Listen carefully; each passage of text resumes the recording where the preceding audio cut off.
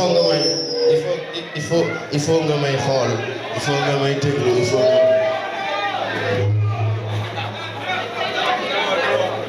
il faut nga may xool hey pull up with the sound hey dañu ñëwaat li daa bëri waxe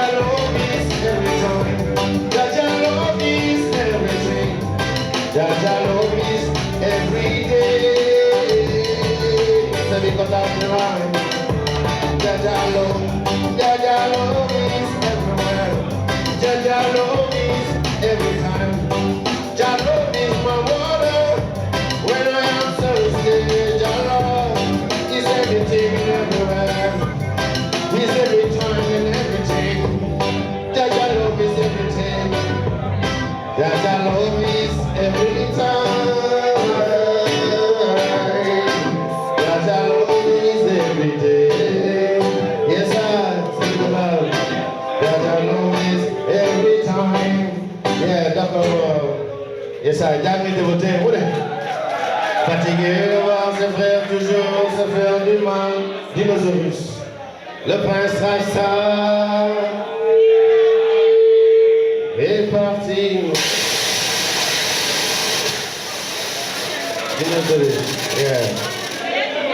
Sur la bord de son vaisseau, avec sa guitare, il est parti avec le vent.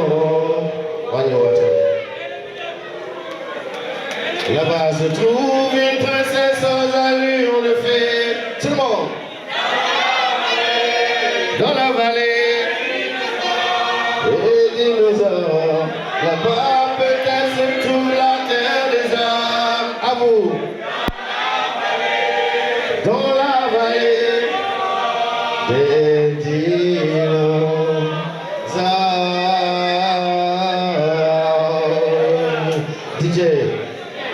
dinosaures.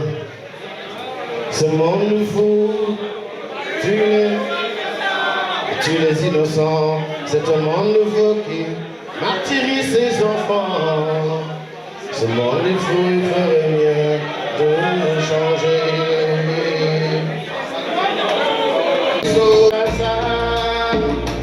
Est parti sur la bord de son vaisseau avec sa guitare. Il est parti avec le vent. Le prince solitaire, je cherche un repère. Dinosaurus n'est pas loin. Non, non, non, non, non. Le prince solitaire cherche à relever. Dinosaurus n'est pas loin. On est là-bas se trouve une princesse aux allures de fée. Tout le monde dans la vallée des dinosaures.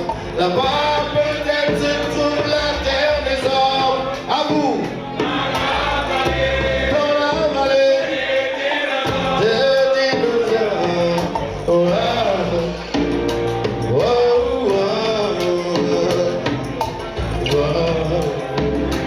oh, oh. Quand il aura trouvé tout le monde de là-bas, parlera encore, il leur parlera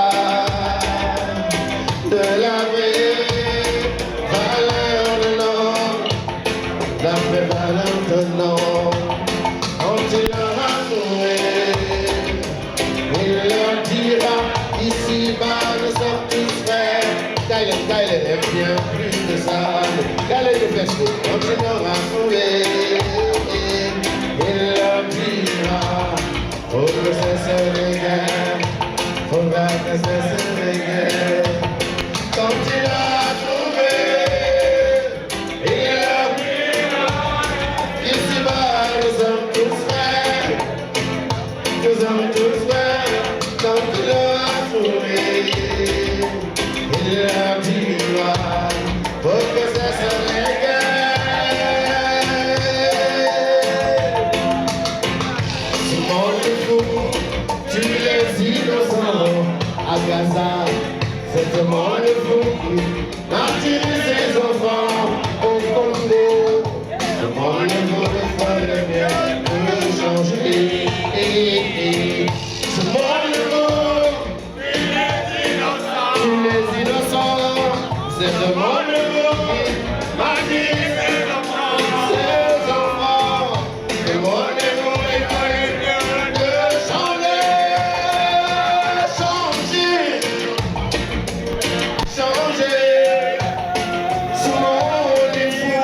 Ce monde est fou, il doit changer.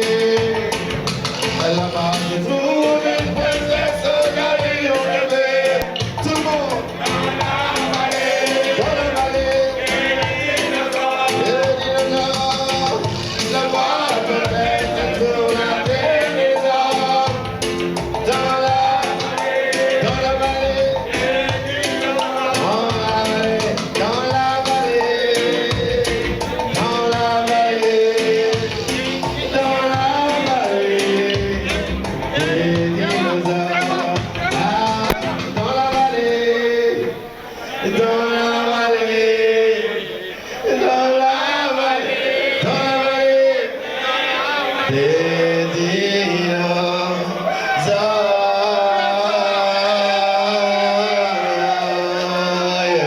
Merci beaucoup, c'est bien comme ça.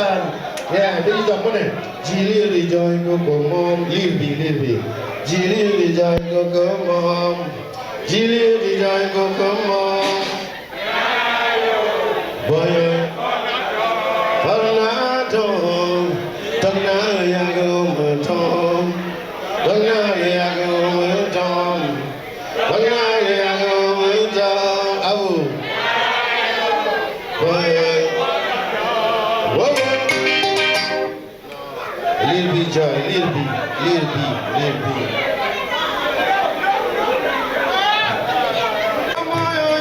Tornado.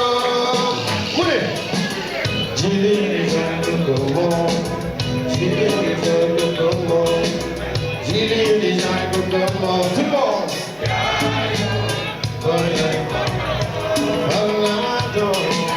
Tornado.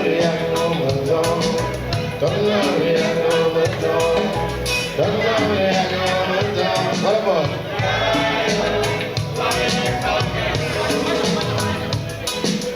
Whoa, get back in time.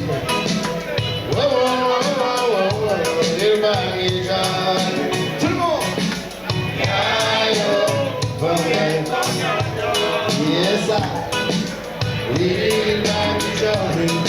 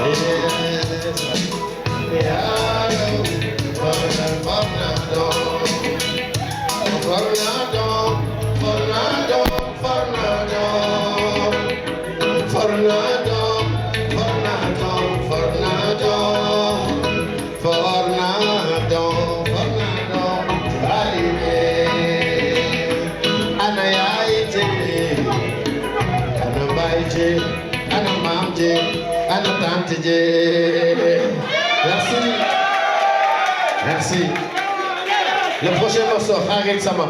Harit Sama.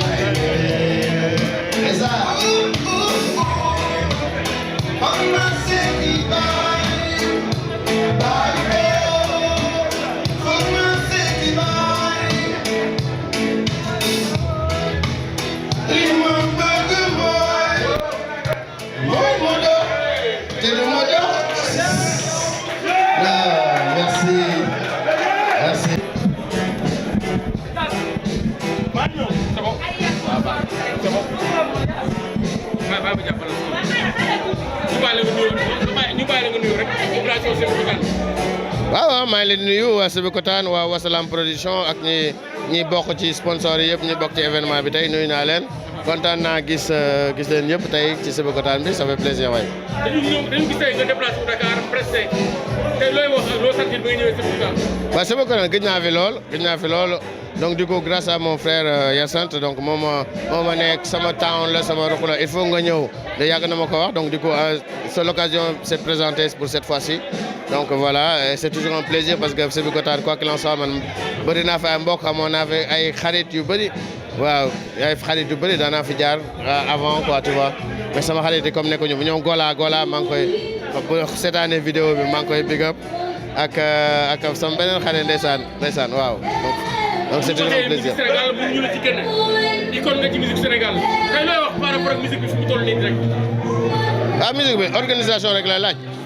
organisation lay laaj et puis dafa am fu mu nekk quoi dafa am lobby boo xam ne mu ngi ci biir donc dafa am musique boo xam ne moom la ñu gën a promouvoir au détriment de toutes les autres musiques te musique bu nekkee connaisseur nga déglu kata musique xam nga musique bu neex voilà donc du coup il faut que ñu organiser parce que informel bi dafa bëri ci musique bi quoi informel bi quoi il faut gars yi gën ko structurer mu am vraie industrie musicale parce que boo xoolee ci yeneen dëkk yi ay Nigeria xam nga Nigeria seen musique bi dafa international et puis ñoom dañu am industrie musicale bu am doole boo xam ne mu ngi au niveau de Nigeria quoi ñun rek suñu musique moo xaw a am problème pour peiner pour sortir après parce que mooy loolu musique bi ñu promouvoir rek fii say Sénégal mooy mbalax bi quoi tu vois yeneen musique yëpp ñu ngi des à côté ñun reggae bi la ñu yor man reggae bi laa yor je suis un des précurseurs nga xam ne ñeme nañ ko pour def c'est pas évident et je garde le cap parce que reggae bi mooy musique bi nga xam ne mooy yeete musique boo xam ne am na jëriñ ci jamono man su may def sama sound bëgg naa def musique boo xamante ne boo amee distraction baax na mais divertissement bi baax na mais éveil des consciences moo gën a am solo donc reggae bi musique boobu la tey ñu ngi koy teg mu ngi dugg ci xolu jaam bi et donc mu ngi am évolution et kontaan rek waaw. wax nga ko léegi reggae ngay def. ah. ma ne wax nga ko léegi reggae ngay def. ñu gis macha allah talent bi macha allah mais dañu gis lu bëri da ngay sa texte yi day dem ci wàllu da ngay fréquence kat bi quoi. damay lan. da ngay fréquence kat bi ci bëri sa texte yi. waaw non mooy li may wax rek musique bi foofu mu am njëriñ y a le fond et la forme. La forme c'est le reggae la musicalité mooy one drop bi ak beat bi contretemps bi ci skank reggae skank guitare bi ak beat bi loolu mooy essence su reggae kooku c'est la forme mais dans le fond il y a un message parce que reggae mu ngi juddoo foofu la juddoo ci ñaxtu peuple bi ñaxtu peuple africain yi nga xam ne ñoom la ñuy yóbbu ñu dem ci îles yi ñi nga xam descendant d'esclavage ñoom ñoo nekk Jamaïque ñoom ñoo doon ñaxtu musique pour ñaxtu la pour jooyu xol la parce que bu dul esclavage bi ñun Afrique tamit amoon nañu esclavagisme am nañu colonisation aujourd'hui ñu ngi beneen forme colonisation bu ñuy wax néocolonisation te il faut ñu continuer ak reggae bi pour mën a éveiller conscience yi pour l'Afrique retrouve sa dignité ñun ñoo nekkoon premier adduna bi tey civilisation toutes les civilisations ont commencé sur l'Afrique on a eu notre âge d'or xam nga mais le destin de tout peuple et de toute civilisation c'est essor apogée déclin c'est naissance adulte et mort c'est matin midi et soir on a connu nos matins on a connu notre apogée on a connu notre déclin et c'est le moment pour l'Afrique de se réveiller et de reprendre encore le rôle qu'il a joué ci biir àdduna.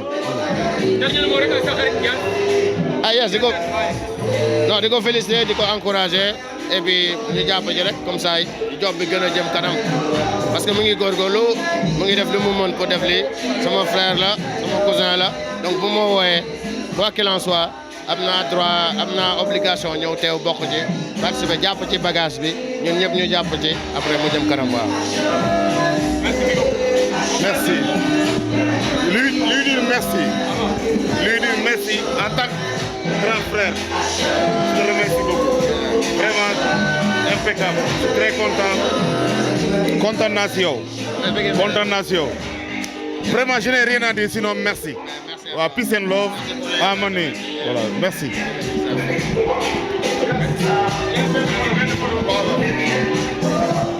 maa ngi sant ñëpp di gërëm ñëpp comme d'hab mon frère yow laay gërëm di sant parce que à chaque fois que Wassalam am événement yaa ngi taxaw vraiment yow moom mention spéciale voilà nous sommes tey à Sébikotane BC complexe Cheikh Henry tey Wassalam production amoon fi programme ñu ñëw et vraiment di kontaan ci Kër Mousse Info waaw Kër Mousse Info mention spéciale toi tu es un frère un ami waaw même si je t'appelle à 23h pour un programme à 0h tu es là depuis bi ñu xamante ba tey zéro faute voilà et puis je suis très content et di profiter aussi parce que à moi seul je peux rien faire voilà di gërëm ñi ma jàppale ba événement bi taxaw mooy yow fi ñu nekk nii complexe Cheikh Henry ak ñi nga xamante ni ñoo organisé kii sama réel la waaw fekkee ma ci boole waaw dama koy jox cadeau parce que suma boy la suma petit frère la boy vraiment dama kontaan si ñoom voilà vraiment non kii moom zéro faute waaye zéro faute quoi dama kontaan si ñoom ñëpp kontaan si Sébikotane voilà kontaan aussi si ki ma indi fii ba pare taxaw fële waaw ba pare daw voilà vraiment kontaan waaw voilà jël ko mu ngi noonu voilà mu ngi noonu elle est très gentille c'est elle qui a coordonné moom moo coordonné activité bi yëpp vraiment voilà di kontaan sama petit frère voilà man wax moom xam nga li ma ci mën bëriwul waaw je donne bala nga koy jox tey dañu gis passé ñi fi jaar ñëpp ñi passé tey looy wax artiste yi waaw di kii rek je renouvelle encore une fois de plus le respect et la coordination man moom très sincèrement je n'ai rien à dire quoi waaw je suis content parce que quand yow ni nga ñëwee rek noonu la ñëpp ñëwee il a fallu que je t'appelle je te dis yow nga ñëw taxaw voilà en tout cas kontaan naa si ñëpp mention spéciale à tout le monde voilà. ndax ñu xaar yeneen action ci Salam Production. voilà ñu xaar yeneen. waaw d'après la coordonnatrice elle me dit qu'on revient au mois de juillet. voilà après elle va coordonner pour le mois de juillet bu soobee yàlla voilà on revient au mois de juillet. am na yeneen yu ñëw quoi. waaw am na yeneen yu ñëw au mois de juillet. voilà là je laisse mon frère Simon. voilà mu am lu mu ci sànni quoi vraiment je suis très content Simon. Simon. waaw mais maa ngi nuyu ñëpp. maa ngi nuyu ñëpp. bon grand Yaas sunu grand la jantal grand la te ba mu ko xamee ba léegi lu baax laa ko xamee moo tax ma déggee ni tamit moom mooy tëgg programme damay bàyyi lépp ñëwal ko quoi waaw parce que lu baax rek la ma woon quoi kon lii laa ko mën a fayee tamit sama grand la bu ma déggee dara tamit moom ma xam ne moo ko tëgg moom damay ñëw taxawal ko xam nga mooy loolu. waaw nice kontaan bu baax kay merci waay.